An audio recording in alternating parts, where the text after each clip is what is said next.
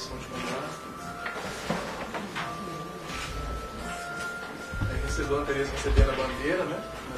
Na festa do Caburu. Aí o cortejo de vários grupos, né? Essa hora eles estavam indo buscar.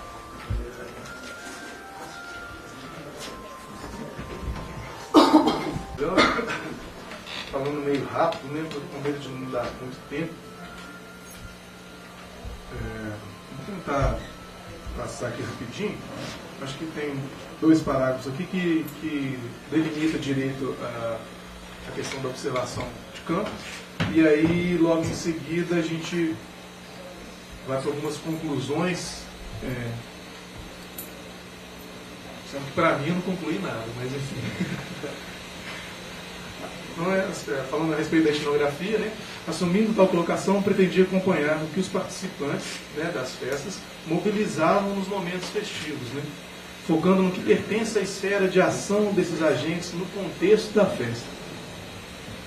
A partir dessa consideração, foi pretendido apresentar possibilidades de abordar o fenômeno social, a festa do Rosário, sem lhes conferir conceitos pensados de antemão, pensados na academia, pensados a priori, tomando, sim, os dados da interação etnográfica como material primordial para reflexão e possibilidade de construção de teorias etnográficas.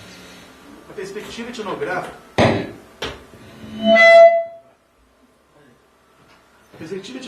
permitiu focar a observação no que os fungadeiros anunciavam no momento da festa. Ou seja, como organizavam e em torno de que estabeleciam suas associações. Não aspirei a identificar categorias sociológicas no fenômeno observado, tais como etnia, identidade, tradição, classe social ou outro decalque que se poderia colocar ao fenômeno, patrimônio, e nos impedia de perseguir o que os atores nos ofereciam de suas associações para se referirem a este fenômeno social da festa do Rosário. Foi assim que a pesquisa de campo foi conduzida a partir das interações que os fungadeiros anunciavam como relevantes na consideração acerca da festa do Rosário, com a proposta de trazer as experiências etnográficas para dialogar, em mesmo grau epistemológico, das formulações teóricas proferidas pela filosofia ocidental. Foi enfatizada a preocupação, já visualizada por alguns autores, né, de não estendermos universalismos inerentes a nossas formulações teóricas a outros contingentes populacionais. Então, o que isso quer dizer, né? Eu acho que e aí eu retorno à questão, que é a questão dos direito universal, né? O que é o direito universal? Né? O direito universal é justamente, né, todos devem estar dentro do direito, dentro dos direitos humanos universais, né?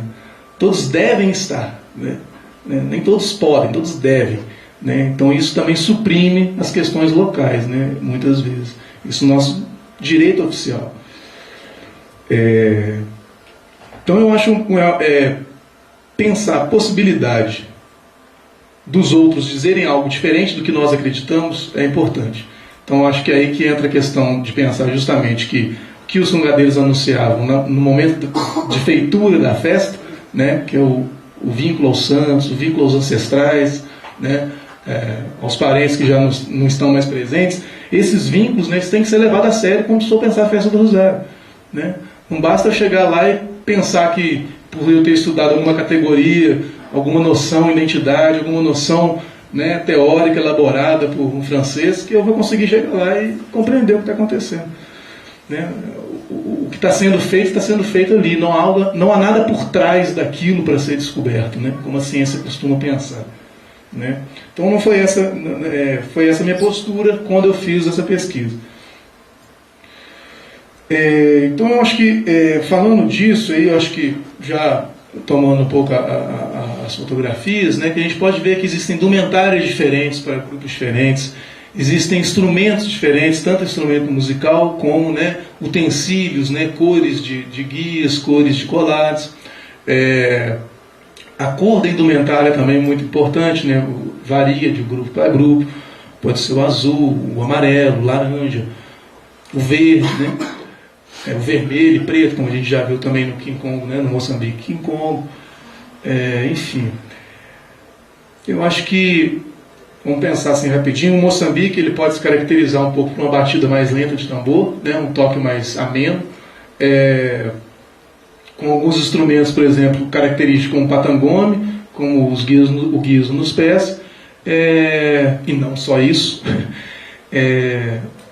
Geralmente ele anda em círculo, né? O cortejo do Moçambique é em círculo, com a bandeira à frente, o capitão, o grupo em círculo. O catupê, no caso, ele se caracteriza também pelos reco-recos, né? Tambor também, os chocalhos, os pandeiros também. Sempre existe, né, o colar, né, a guia, o rosário de Nossa Senhora, né? O capitão, os congadeiros também sempre utilizam, e vários outros colares, né? Então o catupê, eu acho que a gente pode definir um pouco também a batida dele em contraste com o do Moçambique, como se fosse um pouco mais rápida, né? Mais acelerada, com dobrados específicos e tudo. O vilão tem uma batida também específica, né? Um toque específico, com cantigas próprias também. A cor da indumentária também é diferente, existe um chapéu com flores na cabeça. O congado do Rio das Mostras também a gente pode ver que tem uma batida diferente também, específica a eles. Lá eles utilizam também um bandolim, né? Alguns grupos também utilizam bandolim, sanfona. Então eu acho que é importante, tem o bastão do Moçambique também, né? O bastão do capitão de Moçambique também, que é importante dizer, que é um dos utensílios do capitão. Eu acho que é importante dizer que, longe de tentar definir, como eu disse aqui no início, folclore é algo vivo, dinâmico, né, em processo, longe de tentar definir de forma estanque o que é um Moçambique original, o que é um catupê original, o que é um vilão original. A gente está longe disso aqui, né? Não é essa a proposta, é justamente dizer que os grupos eles se constituem e a partir do que eles anunciam que a gente deve considerá-los, né? Eu acho que é essa prerrogativa que a gente tem que ter, né? Porque senão a gente vai estar pensando um outro ideal. A gente não vai estar dando a possibilidade de existirem esses outros com questões diferentes da nossa, né? Então, advogo aqui em nome disso, né? Porque eu já ouvi muito pessoal falar, mas aquele congado não é puro. Enfim. Aí, voltando à questão que eu estava, acho que falando antes do tempo aí, eu acho que é importante falar da questão do estar no rosário, né? Que como começou a surgir isso, porque eu acho que é isso que definiu para mim a diferença entre cultura popular, tal como eu pensava, né, influenciado lá por Bourdieu, capital simbólico, né, o capital simbólico do campo da cultura popular dependia do campo erudito, né, ele estava tentando constantemente acionar o campo erudito para se legitimar, para se tornar legítimo, estava em busca da legitimação sempre, né, e fadado sempre a não se legitimar, né. Então eu acho que pensar a cultura popular assim, no que se refere ao congado, é inútil, né? Mesmo porque a gente está pensando em capitais simbólicos e teoria e aí aplica lá, né? E não ganha nada com isso, só explica a teoria, né? Então eu acho que a questão do estar no rosário é importante falar, é importante anunciar, porque foi uma categoria construída. Eu acho que a gente pode falar aqui em pensamento filosófico, né? Pensamento filosófico dos congadeiros, né? Por questão de associar a atores específicos, né? A pessoas específicas que dependem da festa. E essas pessoas específicas não são apenas as pessoas que estão aqui entre a gente, que nós podemos ver, palpar, tocar, né? Tem outras questões envolvidas aí que devem ser consideradas. Então, acho que retornando um pouco ao grupo de percussão de maracatu, acho que isso é que ficou claro, né? Porque me explicavam muito bem, né? O grupo de maracatu, o grupo de percussão de maracatu, que toca maracatu, né? Com os instrumentos específicos, né? Que é o alfaia, o tambor vindo de Recife, o AB, né? Que é a cabaça com as miçangas e tudo, né? Que faz um toque específico. Que hoje em dia também muitos grupos de congado também têm incorporado, né? Como a gente sabe, folclore é algo vivo, dinâmico, processo. Então, né, acho que isso é legítimo, tudo é legítimo, desde que feito naturalmente. Mas queria marcar essa diferença entre o estar no rosário para um grupo de congado durante a festa do rosário e algumas participações de alguns grupos de percussão de maracatu, que eu acho que é justamente a questão que distingue um pouco, que permite a gente pensar o que o congado está fazendo, que é diferente do que a gente entende por cultura popular apenas. Né? Tem um vínculo religioso também, né? Então é esse. Durante o festejo, aí vou mostrar o itinerário rapidinho, que eu acho que eu já falei, mas fica melhor aqui. Existem momentos bem demarcados pelos fungadeiros, como chegada de um terno ao referido local, saudação àqueles que o convidaram, saudação nos mastros dos santos referentes à festa, entrada na igreja, saudação a um cruzeiro, que vocês viram aí, próximo, solicitação através de cantigas para o almoço ou lanche, despedida para se retirar do local onde foi ofertado o almoço, busca do andor de algum santo católico, participação na missa conga, acompanhamento da procissão realizada com o andor do santo, com o padre que iria celebrar a missa, o rei congo, os demais grupos de congada e a população local.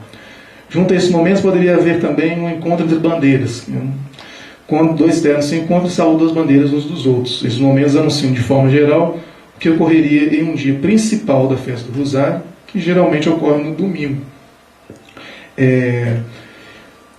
Aí rapidinho aqui, eu queria mostrar aqui uma questão para poder frisar bastante a questão do estar no Rosário, que é um capitão falando. É importante perceber quem tem fundamento, né? Que eu acho que o estar no Rosário seria isso, né? Qual outro grupo que também tem fundamento para estar no Rosário, né? Aí a colocação de um capitão, aquele grupo ali com coroa de papel, que acho que vocês viram aí, quando apareceu, vou mostrar, com coroa de papel, de pé no chão, descalço, né? Bem humilde, é que tem força. Não precisa ter aquele monte de fita colorida, aquelas caixas grandes fazendo aquele barulhão para ter força, não. A gente não pode desfazer de ninguém. Tem visto aquele grupo com poucas pessoas, a cantiga baixinha, mas você vai ver que tem um fundamento danado. Então é um pouco diferente dos capitais simbólicos do Bourdieu, né? Então eu acho que é importante agora falar um pouquinho que uma passagem que faz alusão justamente ao mito de aparição de Nossa Senhora do Rosário e o que está em questão no momento da festa. Eu vou tentar adiantar com isso para a gente poder encerrar. Tem uma cantiga que foi feita por um moçambique entrando na igreja, né? No momento de entrada da igreja, no final da festa, que canta assim: Ô companhia, nossa mãe quando apareceu, e aí desculpa por estar falando, não está cantando, nossa mãe quando apareceu em rocha de pedra. Foi seu vigário buscar nossa mãe não veio. Foi banda de música buscar nossa mãe não veio. Foi congadeiro buscar nossa mãe, ela não veio. Foi catupezeiro, nossa mãe não veio. Foi vilãozeiro, nossa mãe aluiu. Mas com moçambiqueiro, nossa mãe saiu. Com moçambiqueiro, nossa mãe saiu. Né? Isso é executado por um grupo de Moçambique ao levar o andor de Nossa Senhora para o interior da igreja. Então ele anuncia todas as partes, todos os grupos que fazem parte da festa, inclusive a banda de música. Né? Essa passagem faz alusão à aparição de Nossa Senhora do Rosário, né? Que é a nossa mãe. Né? Então, assim, aos homens pretos, aos antigos escravos. Neste momento anuncia os demais agentes envolvidos no processo de retirar a santa, né? Que foram vários, que é um mito de origem, né? Foram vários grupos para retirar a santa, ela não veio, né? Foram tocando tambor, cantando, batendo caixa, né? Então, quando faz alusão à aparição da santa, aos antigos negros, os congadeiros enfatizam que vários agrupamentos foram tentar buscá-la para levá-la até a igreja. Mas ela apenas teria aceitado quando um terno de congada levou, com os negros formando lá um grupo, com os tambor, feito por eles mesmos, foram lá batendo caixa, cantando, até que ela, a santa, sensibilizou-la com eles e veio. Isso é um congadeiro lá do Rio das Mortes que falou. Na versão cantada na porta da igreja, o grupo responsável por levar a santa até o interior teria sido Moçambique. No momento do festejo, todos os grupos em procissão conduzem o andor até o interior da igreja, porém o Moçambique segue logo à frente do andor, sendo o último do cortejo, né, e também o último a tocar no festejo. Também já deparei com uma situação uma vez onde o catupê que era o grupo principal da festa. Né, até tinha lá o Caboclinhos, a Marujada, só. Caboclinhos, Marujada e Catupê. O Catupê que era o grupo principal da festa. Era ele que levava a Nossa Senhora, era ele que tinha retirado a Nossa Senhora e conduzido até o interior da igreja. Eu acho que também não cabe ficar pensando o que é verdade e o que não é, né? Não está nessa questão. Né? Respeitar, isso é muito importante. Igual também no Rio das Mortes, né? Acho que lá são eles que levam a santa, né? São eles que bateram caixa, retiraram a santa e levaram. Né? Não tem a presença de outros grupos, né, na cantiga deles, não, né? Na hora do ritual, fazendo alusão ao mito de aparição e tudo. Então eu acho que essas variações, assim, sem tentar congelar, se a gente tentar congelar, a gente perde tudo isso. Se a gente tentar definir, então é o Moçambique, não, então é o Catupeí, não, então qual que é? Vamos decidir. Não, não é por aí, né? Senão a gente perde justamente o que é de rico do folclore, o que é de rico dessa cultura popular, o que é de rico do estar no Rosário, né? Do que é rico, né?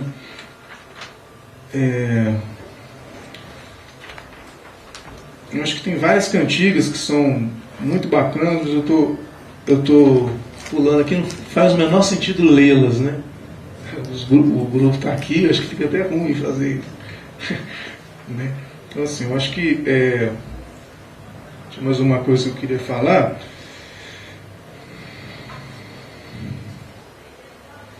Que é justamente a respeito dessa possibilidade de reflexão que me começou a ocorrer desde quando eu acompanhei os grupos, né? Que ao mesmo tempo tomando contato ali com os grupos de maracatu, né? Com os grupos de percussão de maracatu, né? Com os grupos de congado, né? Vendo que os grupos de percussão eles eram convidados para estar na festa, eram queridos para estar na festa, mas realmente não realizavam o que o grupo de congado realizava normalmente, né? E aí eles começaram a anunciar isso, eu comecei a compreender que existia algo diferente que eles estavam querendo dizer, que não era apenas cultura popular, tal qual eu entendia, e talvez eu acho que até tal qual também os grupos de percussão também entendam, né? Eu acho que tem algo um pouco a mais aí que a gente passa para a dimensão mesmo do folclore, passa para a dimensão mesmo de um imaginário social, de uma memória social que deve ser preservada no sentido de entendida como viva, né? Preservada nesse sentido. E aí pensar a preservação disso, dessas variações de mito, dessas variações de rito, né, é uma questão que é um desafio. Eu acredito que eu ainda não consegui ver, pelo menos eu não consegui ainda ter ali direto contato com isso, né? Acho que já tem, porque que nem o Jongo já foi, né, colocado como patrimônio material, né? E é algo que extrapola inclusive o Estado Nacional, né? É algo internacional, né? Assim, o patrimônio material ele não é apenas para definir uma nacionalidade, né? Ele está vinculado com o mundo todo, né? Isso aí é a coroa de papel, né? Ali na hora certa. Então acho que ele está vinculado com o mundo todo, né? Assim, ele não diz respeito apenas a uma brasilidade, né? Mesmo porque existe já um tráfico negreiro anterior, né? Uma colonização, um período histórico bem anterior ao qual ele faz referência, mas ele não precisa ficar preso apenas a isso, mesmo porque ele é vivo atualmente com questões atuais, até que a gente hoje vê o grupo de congado com o AB, tocando o AB no ritmo da congada, né? Não no ritmo do maracatu, né, mas no ritmo da congada. E isso é totalmente aceito, isso é totalmente eles desejam ter o AB entre eles, né? Você falar, não, AB é do maracatu, não usa não existe isso, né? Que pureza é essa que não existe isso. Então eu acho que algumas questões que foi difícil convencer no início para fazer um mestrado a respeito, porque eu não queria trabalhar com categorias fixas, e justamente isso, não queria trabalhar com teorias apenas, mas queria trabalhar com isso daí, né, que é feito, né, aquela é a hora da missa conga, né, a missa enculturada, então no palanque, o padre, os reis congos, né, bastante gente da comunidade, isso foi no São Dimas. Então no São João del Rei existe pelo menos duas festas, né, Nossa Senhora do Rosário, né, que é o São Geraldo no São Dimas, né?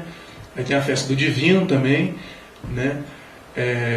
E os grupos, na verdade, são convidados por outros grupos a participarem de festas em N locais, né? E esse trechinho que eu queria ler aqui para finalizar, para fechar isso aqui, eu estou com medo de não achar isso aqui, mas está aqui bem. Assim, eu tentei ler para não ficar muito falando avulso, mas eu acho que não adiantou muito não. Vamos ver aqui. Só um trechinho que eu queria ler, porque ele fala a respeito dos convites, né? Da importância dos grupos circularem, né? Nas festas um dos outros, serem convidados, convidar, participar, estender a rede festiva para outros locais, né?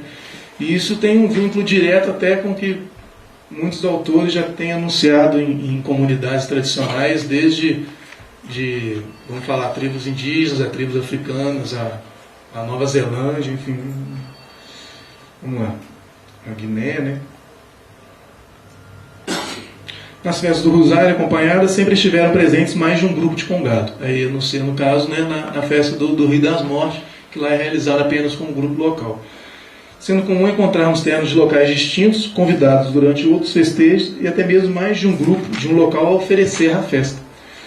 A escolha de grupos a serem convidados para as festas uns dos outros demonstra interesses específicos referentes à interação entre eles neste contexto situacional, o que configurou como um dos dados centrais a serem perseguidos junto aos congadeiros.